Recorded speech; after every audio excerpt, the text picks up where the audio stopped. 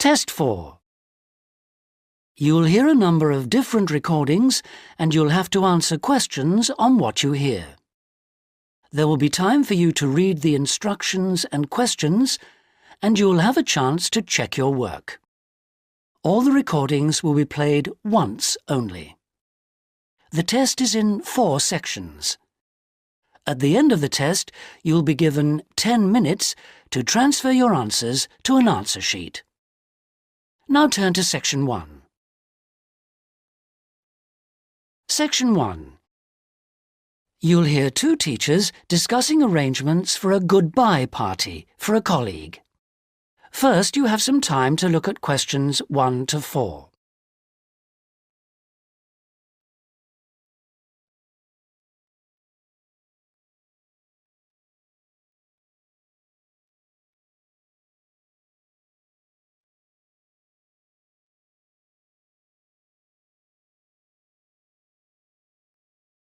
You'll see that there is an example that has been done for you. On this occasion only, the conversation relating to this will be played first. Hi, Tony. Thanks ever so much for coming. You know we've been asked to organise something for John's farewell. Yeah, sure. It's about time we started working out details. Exactly. We don't want to leave it so late that it's double the work. Right. Do you want me to take notes? Oh, that'd be great, thanks. Right. First thing is, when is the best time to hold it? Well, he leaves on the 24th of December. So what about the 22nd? Yeah, I think that's about right. We want it quite near the time, don't we? The date of the goodbye party is the 22nd of December. So, 22nd December has been written in the space. Now we shall begin. You should answer the questions as you listen because you will not hear the recording a second time. Listen carefully and answer questions 1 to 4. Hi, Tony. Thanks ever so much for coming.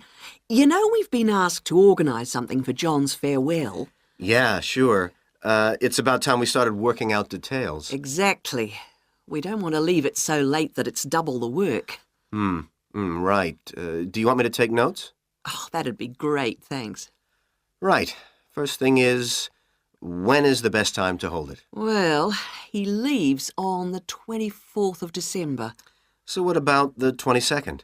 Yeah, I think that's about right. We want it quite near the time, don't we? Sure. And what about a venue? In college? A hotel? I think a hotel will probably work out rather expensive. And I've been looking at the college dining room. That seems pretty reasonable. Fine. Yeah, why not? And then we ought to be thinking about invitations. Who mustn't we forget to invite? Well, obviously John and his wife. Right. And the director. Uh-huh. The office staff. Yep. And all the teachers and all the students. Anyone else? Faculty heads? No, better draw the line. I don't think it's necessary. Yeah, you're right. I don't mind writing the invitations. When shall we get them out for? Enough time, but not too early. What about the 15th of December? Well, there are exams on the 16th. Better avoid them. 10th? Yeah, that should do it. Before you hear the rest of the conversation, you have some time to look at questions 5 to 10.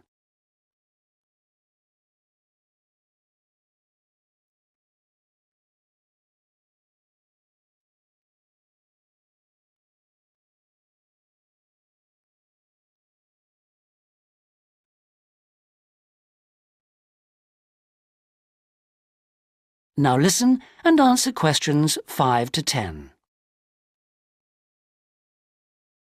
So, what does that leave? Oh, yes, a present. Would you mind doing that? No, not at all. We usually go round with an envelope during coffee break, don't we? Yeah, coffee break's always the best time, because people have got their money handy. Yeah, exactly. Do we suggest an amount, or does it seem a bit unfair? No, I think people welcome it. We suggested $6 last time. Is that okay? Yeah, plenty, I would have thought, which should leave us with about $90. Have you any ideas for presents? Well, I've been having a little think. I thought, he loves music. Yeah, and books. So I thought I'd check on prices for, perhaps CD players? Yeah, that's a good idea. And also I thought maybe, a set of dictionaries. I heard him say he needed a good one. The other thing he was saying last week was that his computer printer had broken. No, I'd be really frightened about getting the wrong type. Okay, yeah. The other thing is something for the home. Jill suggested a coffee maker. Oh, yeah. I'll certainly find out what they cost. Okay. Have you got all that down? Yes. Now, we need to think a little more about the money. I know we've got a set amount from the social fund. Right. What does that cover? It's meant to cover the cost of the room. Yeah. And a certain amount for food. And also drinks? Oh, yeah, certainly. But will it be enough? What we've done in the past is to ask guests to bring some snacks. Right. We don't ask them to bring more drinks because we figure that should come from the social fund. Okay. Anything else for the guests to bring? Well, some music, because there'll be a tape deck there in the room, and we can have some dancing later on. Anything else? Well, it's just a thought, but a couple of years ago we had a really good party where we set up, some simple games. Yeah, great. Wasn't it based on photos from the students and teachers? That's right.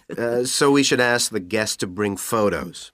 Okay, I'll put it on the invitations. Now, the last thing is, who shall we ask to do the speech? Don't you think it might be nice to have one of the students? Well, then the student leader? Yeah, much better than the director giving speeches again. Okay, then I'll ask her. Lovely. So, is that all? It looks like it. Great. Thanks ever so much. That is the end of section 1. You now have half a minute to check your answers.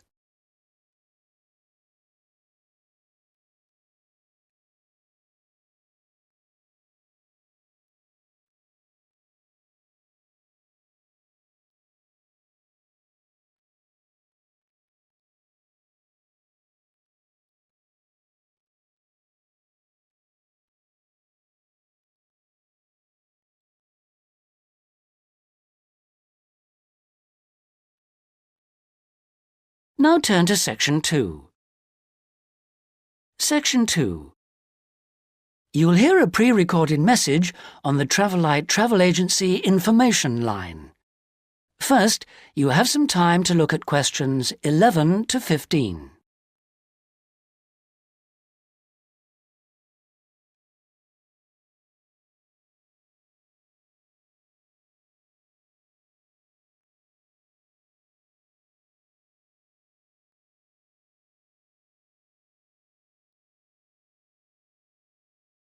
Now listen carefully and answer questions 11 to 15.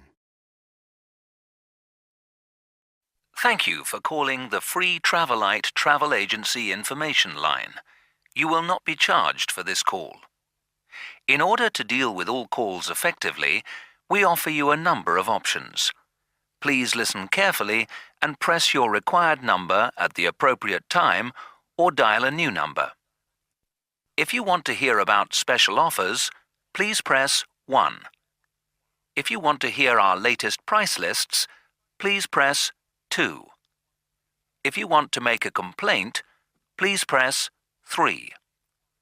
If you want information about our new walking holidays, please press 4 now. Thank you for calling our Travelite Walking Holidays line. We have been offering a wide variety of walking holidays to suit all tastes for just 3 years, but already we have won 2 awards for excellence in this field. We offer guided walking tours to suit the discerning traveller in 12 different centres throughout the whole of Western Europe. We are planning to open our first centre outside this area in the coming year, so watch out for developments. But the pride of Travel Light is the level of guidance and support we offer on our walks. All are planned in detail by our highly trained guides who all work in a variety of different Travel Light locations, so we can guarantee standards. Each day we offer 3 separate walks catering for all skills and fitness levels. We also pride ourselves on our friendly service, particularly important for the increasing numbers of people who choose to holiday alone. Unlike almost all travel operators who happily charge large supplements for single rooms, we guarantee that no single client will pay more, even when only double rooms are available for them. And the day doesn't end with the return to base. After our dinner at communal tables designed to make all our guests feel part of a family atmosphere, entertainment is laid on nearly every night with tour leaders on hand to organise lectures, games, quizzes, and respond to any special request from guests. Before you hear the rest of the message, you have some time to look at questions 16 to 20.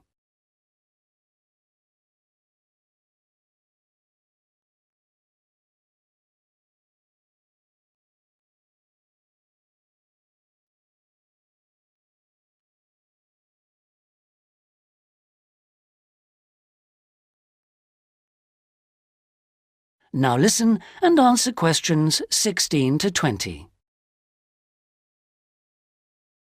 The following is a summary of costs and special inclusive offers on holidays for the coming summer. We have 3 lengths of holiday: 3-day, 7-day and 14-day. The 3-day holiday costs $180 for all accommodation, food and walking, and for the first time this year, we are including in that price the cost of picking you up from the nearest station. The 7-day holiday costs $350 per person and, as well as including the offers of the 3-day holiday, also includes a magnificent book giving the local history. On top of that, we are able to include free maps for you to better enjoy the walking and even plan in advance if you wish. For the 14-day holiday, our special price is $690 per person, and that includes all the offers for the 3- and 7-day holidays, plus membership of a local walking club, so you can better enjoy the full flavour of the local life. For further information, please contact your local travel agent. Thank you for calling the Travel Light Travel Agency Information Line. That is the end of section 2. You now have half a minute to check your answers.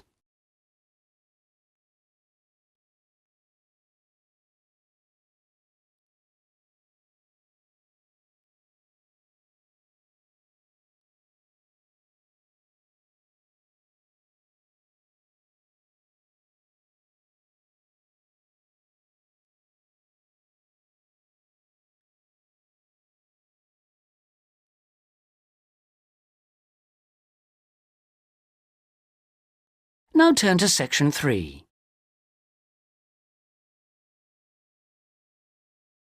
Section 3. You will hear a conversation between 2 students who are studying to be teachers, talking about science experiments. First, you have some time to look at questions 21 to 26.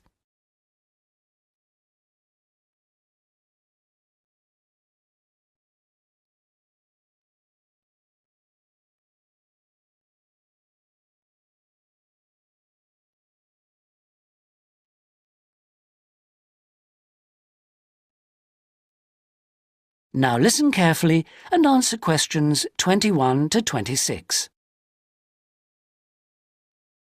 Hi, Sue. Hi, Mike. So what happened to you last week? Oh, I was sick with the flu. What's this I hear about a big assignment we've got to do? Oh, well, basically, we've got to find 2 science experiments to do with a group of 8-year-old children at the local primary school. and we've got to complete it by the end of the week. That sounds like hard work. Where are we supposed to get the ideas for these experiments from? Well, I managed to get hold of 2 books from the library. Oh, well done. How about if we take a look at the experiments in this book first and see if anything looks suitable? I can make notes as we go about equipment and the purpose of the experiments. OK, let's see. The first experiment is called Make Your Own Hovercraft, which sounds very ambitious. Mind you, you only need 20 balloons and a table. You don't need any special engines or anything like that. What do you do with it all?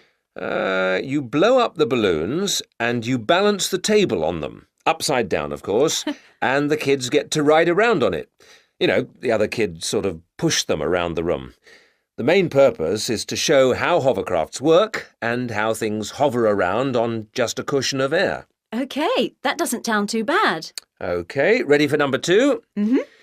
Now, this one is called Unusual Measures of Lengths, and you basically use lots of paper clips. The kids go around the class measuring things, you know, how long the desk is and that sort of thing. And then they all compare their answers. And basically, because not all paper clips are the same lengths, they should come up with some strange answers. It's supposed to demonstrate the importance of having fixed units of measurement. Yeah, that's not bad. OK, now for number 3, you need rock salt or copper sulfate. Oh, I'm not sure about that. Well, just put down the rock salt then.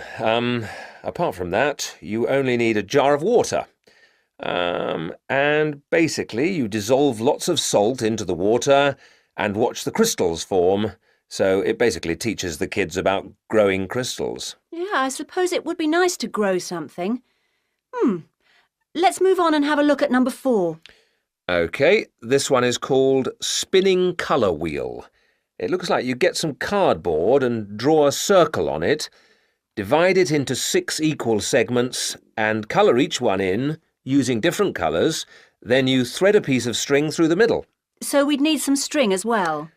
Yes, sorry. And you spin the wheel around, and if you can get it spinning fast enough, hopefully the colours all merge and show up as white. Oh, I didn't know that. What's the principle behind it? Well, it's pretty elementary physics, really. It teaches them about how white light or ordinary light is made up. Well, that doesn't sound too bad.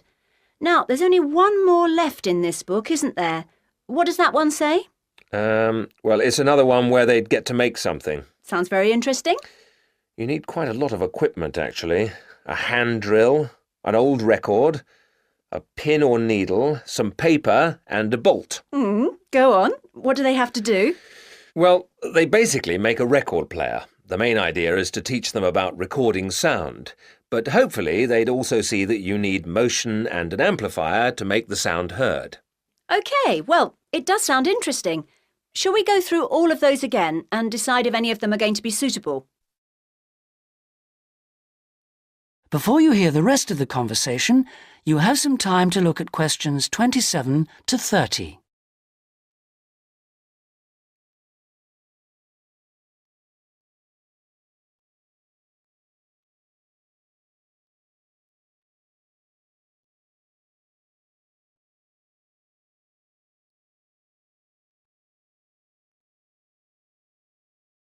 Now listen and answer questions 27 to 30. Right, number 1. I thought this one sounded nice. There'd be lots of activity, and it doesn't need too much in the way of equipment. Yes, that's true, but don't you think it's a bit risky to get a group of 8-year-olds pushing each other around a classroom like that? Well, someone could get hurt. No, I don't like the sound of that one at all. Maybe you're right. What about number 2, with the paper clips? It sounds tame enough. Yes, a bit too tame, if you ask me. I think it needs to be something a bit more active and interesting than that, don't you? Yes, I suppose you're right. We won't get a very good mark if the children don't actually enjoy the experiments. And I suppose we could turn them off science for good. Well, what about the next one, number 3? Now, I quite like the idea of this one. Yes, so do I. But I seem to remember when we did it at high school, we had to wait up to a fortnight before we saw any halfway decent results. Oh, yes. Well, that won't be any good then. We'll only see the kids for 1 or 2 hours at the most. Yes, and we have to do the experiments and write up our results within a week. So that one won't do at all. OK. Well, what did you think of number 4? I like the idea of it, but do you think it will be a bit elementary for them? Well, they are only 8, you know. I know, but you know what I mean. Don't you think the activity itself is a bit babyish? Maybe you're right. They might have fun, but I mean, cutting out a circle and colouring it in. OK. Well, what about number 5? I thought this one sounded a bit too good to be true. Great equipment. Yeah. But don't you think it's a bit ambitious for this age group? I mean, I don't want to start off something and then have to abandon it if they just can't cope with it. I could see us ending up doing just about all of the work for them. I guess you're right. Oh, well, maybe we could store that idea away for later. Yep. Let's hope this second book has something better. That is the end of section 3. You now have half a minute to check your answers.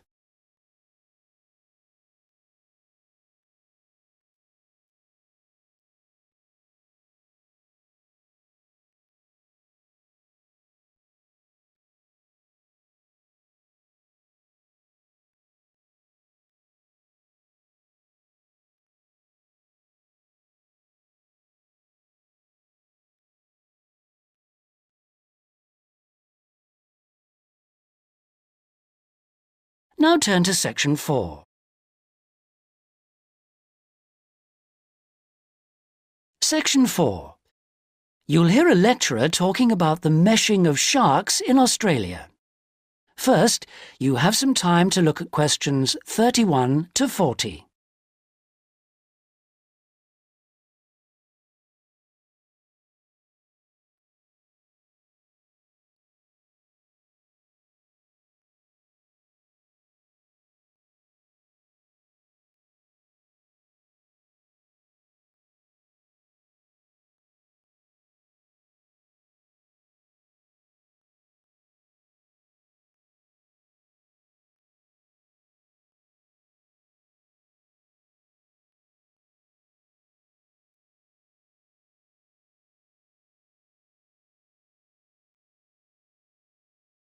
Now listen carefully and answer questions 31 to 40. Today we're going to look at one of my favourite fish, the shark. As you know, sharks have a reputation for being very dangerous creatures, capable of injuring or killing humans. And I'd like to talk about sharks in Australia. Sharks are rather large fish, often growing to over 10 metres, and the longest sharks caught in Australia have reached 16 metres. Sharks vary in weight with size and breed, of course, but the heaviest shark caught in Australia was a white pointer. That weighed 795 kilograms. Quite a size. Sharks have a different structure to most fish. Instead of a skeleton made of bone, they have a tough, elastic skeleton of cartilage. Unlike bone, this firm, pliable material is rather like your nose and allows the shark to bend easily as it swims. The shark's skin isn't covered with scales like other fish. Instead, the skin's covered with barbs, giving it a rough texture like sandpaper. As you know, sharks are very quick swimmers. This is made possible by their fins, one set at the side and another set underneath the body, and the tail also helps the shark move forward quickly. Unlike other fish, sharks have to keep swimming if they want to stay at a particular depth, and they rarely swim at the surface. Mostly they swim at the bottom of the ocean, scavenging and picking up food that's lying on the ocean floor. While most other animals, including fish, hunt their prey by means of their eyesight, sharks hunt essentially by smell. They have a very acute sense of smell and can sense the presence of food long before they can see it.